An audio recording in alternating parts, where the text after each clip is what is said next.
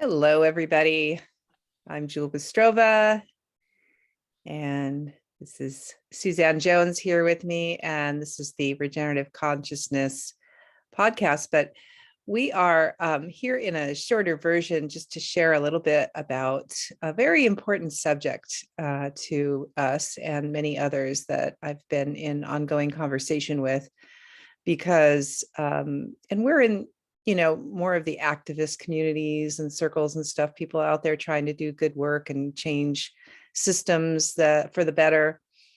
And we've been, aware of and part of ongoing, issues around how we work together, how we collaborate, and how we fail at collaborating, including, having all the usual human challenges, such as conflict and power struggles and misunderstandings and projections and all the things that humans do with each other.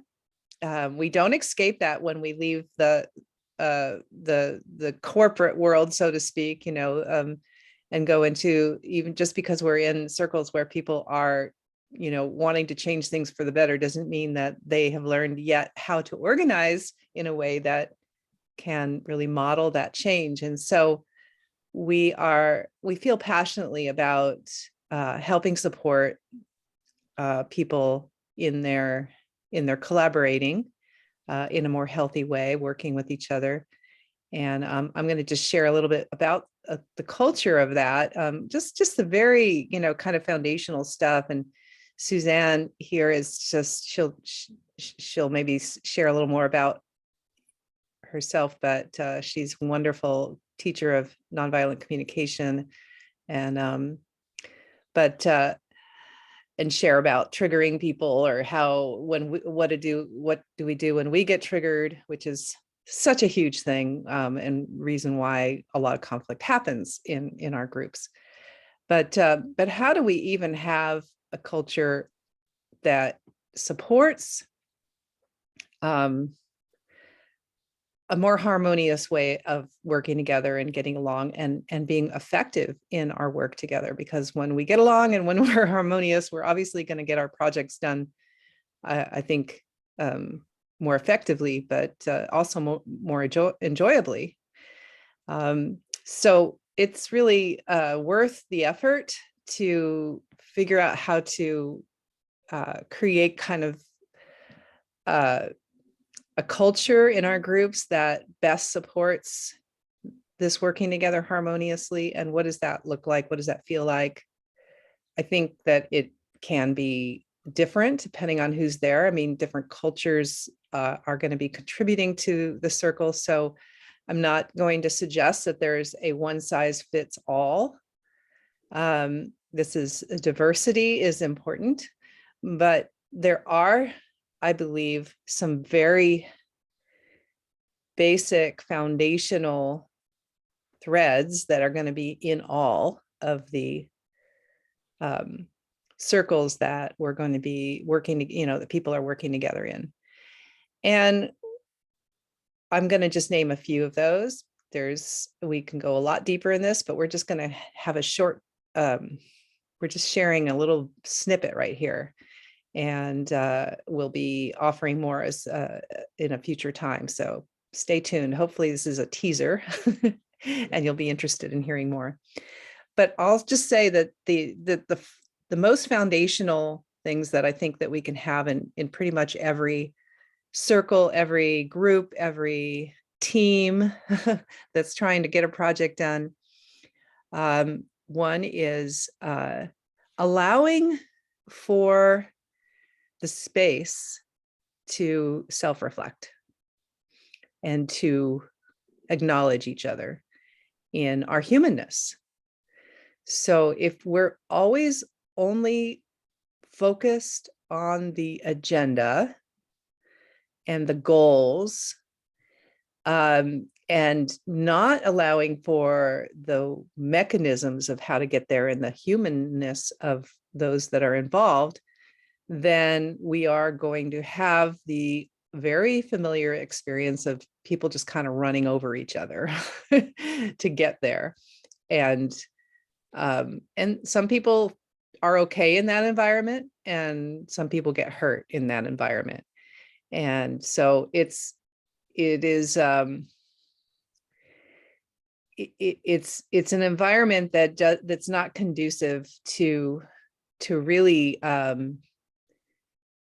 building trust and to connecting with each other in a way that you want to work together. So if you're always focused on the goal and the outcome, you're going to lose sight of who's in the room.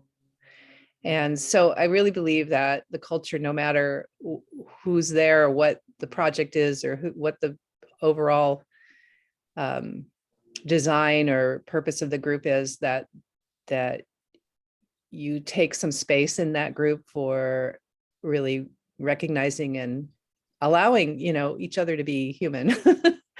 So, and whether that means you have time to connect and build relationships, you have check-ins and groundings together, or other things, that there's space for that, and that there's recognition that we're all unique human beings, and that we're not cookie cutter of each other, and just inquire and be curious, as opposed to expectations based on the goals and the agendas.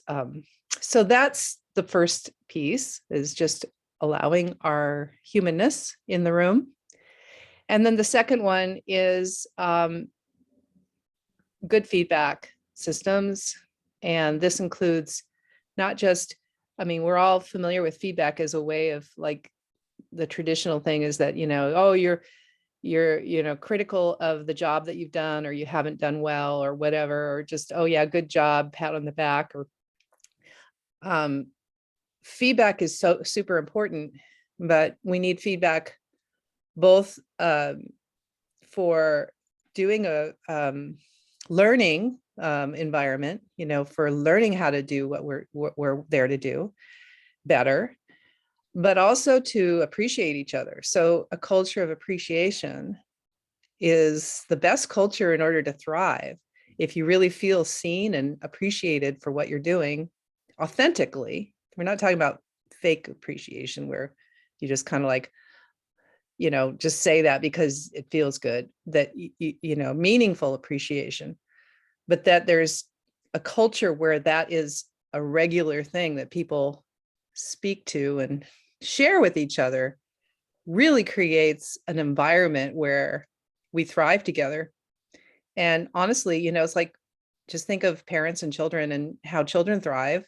When just because we're adults doesn't mean we're not still children in some very real ways. We've all, when we were children, we really thrived when our parents, praised us and authentically. And it's still true as adults when we share with each other what we see, and we feel seen by each other when we get that, when we receive that. And we take time to see each other. So this really builds trust as well in a group. And I think it's essential for the culture of effective collaboration. So those are the two things I'm going to start with, and two really important foundational pieces for a culture of collaboration. And I'm going to leave it there. For future discussions, I will share more, but I'm going to pass it over to my colleague here, Suzanne, to share about what to do with people that trigger you or that you're triggered by. So thank you for listening. Hi, everyone. Yeah, I accidentally fell across the nonviolent communication model almost 30 years ago now. And I say accidentally because I was at a workshop, a 5-day workshop that was about something completely different. But it just so happened that there were a lot of people there who had been studying nonviolent communication. So I ended up eventually getting involved. And I found out that it was really a very spiritually based concept. A lot of people actually call it compassionate communication. And Marshall Rosenberg, who was the man who originally started the idea of nonviolent communication, said at one point that he wished he had not called it nonviolent because nobody thinks they're a violent communicator, and it's a term that can turn people off. But at the time he named it, he was involved with the civil rights movement. He spent quite a bit of time down south, and he loved Gandhi's ideas and Martin Luther King Jr.'s ideas, and they were calling it nonviolent resistance at the time, but that actually wasn't the accurate term. It was passive resistance. But this idea of wanting to be compassionate as opposed to aggressive and harming one another is really at the base of all of it. So I ended up finding a lot of fabulous tools, not just for communicating with others, but for communicating with myself. And that is so important, to be just as compassionate with myself as I was wanting to be with everyone else. So what, all the things that Jill's talking about are really what we're all aiming for. And I think a lot of us work pretty hard at trying to keep things compassionate when we're involved with other people. But there are times when people trigger. And when they trigger, it's never planned. It's never like, okay, I'm going to trigger now. Let's work this out. It's usually just like, and you're triggered. And so what do we do with that? How do we deal with that in a compassionate way? So basically what Marshall Rosenberg offers is empathy, to empathize, to feed back to people what we're hearing them say. And the man who started the whole idea of empathy, Dr. Carl Rogers, that's exactly what he did. He made a huge shift from the normal way of doing psychotherapy, where the expert tells a person what he thinks is wrong with them and how to fix it. And instead, he just listened. Because he said we all have this tendency to do well and to be better and to be compassionate. And if we're just given that space, it comes out. The thing is, what we tend to do, the way we've been trained, what we tend to do quite often is to jump in and try to fix the other person, to fix the person that's triggering and make them feel better.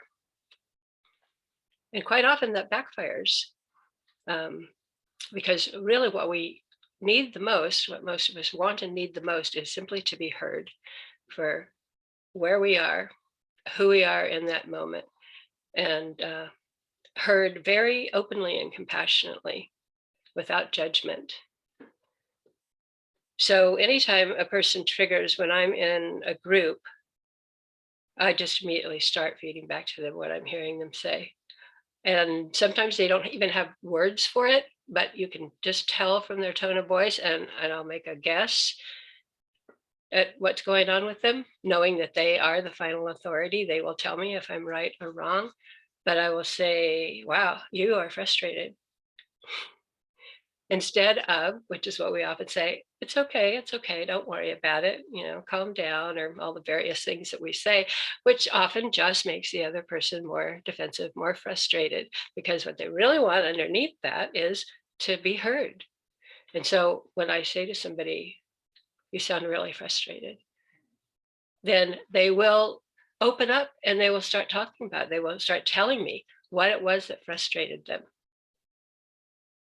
In a very, like they may be excited, they may be revved up, but in a very authentic way, which is just kind of the flow is just the opposite of the defensiveness that happens if we haven't heard them, or this flow of what they're willing to tell us about if we have fed back to them and let them know that we have heard them. So it's just a really beautiful way to stay in connection with one another, which is really what it's about. I often tell a story about I was in a group and one of the people triggered, and she was so upset that she started walking out. And this is one of the things that we do. is that when we aren't heard, we don't feel like we're being heard, or we don't feel like people are being compassionate toward us, is we leave, either physically or mentally or emotionally. We may not leave at that exact moment. Sometimes we may walk out of the room, but we may stay and yet then not come back. That's probably one of the more common ways, because, get ready to come and we think, well, we're not going to be heard anyway. Nobody's going to hear what I'm saying anyway, or nobody cares what I'm saying anyway. So anyway, in this particular situation, this woman jumped up off the couch and started walking out the door. And she said, "That's it, I'm leaving." And I said, "Ah, okay, you want to leave?" And she said, "Yes, I am absolutely leaving. I am really fed up here." And I said, "Okay, you're fed up. I hear you. Absolutely." And she said, "Yes, I am so fed up. I came here with the belief that we were going to be taken care of. And now this person is saying, I'm not even going to serve you tea. And I am really frustrated." And the interesting thing about this was, as she was telling me all this, she was walking back toward her seat. And then she did eventually sit down and stay for the entire meeting. It is that powerful to just feed back to people what you're hearing them say, as opposed to trying to fix them and make them feel better. So yeah, we can go into that a lot more in the future. And anytime you can get involved in a actual practice session where you can role play with people, that's a fabulous idea. Back to you, Jewel. Yeah, thank you, Suzanne. It's so simple, but it's so powerful to just allow people to be where they're at. And like that definitely connects to what I said about the culture, about allowing our humanness instead of making each other wrong for whatever it is that's coming up for us and feeling, is that we just acknowledge and allow for that, what's going on for us. And it just really does take that, um it allows that steam to release, so to speak. It vents the energy in the room when we just allow each other to be who we are and allow ourselves to be who we are. Just acceptance. So thank you for that. That was a good full circle to what I had said. And yeah, looking forward to sharing more in the future, and stay tuned to our social healing series. So if you have anything that you are in particular, if you're listening to this, if you have anything in particular that you're um, going through or dealing with around any of this, or any questions or any feedback or anything that you'd like to see us talk about, please put it in the chat, or you can email us, which should be along with this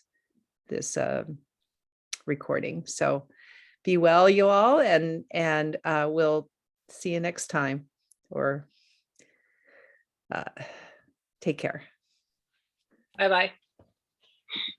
Thanks, Suzanne.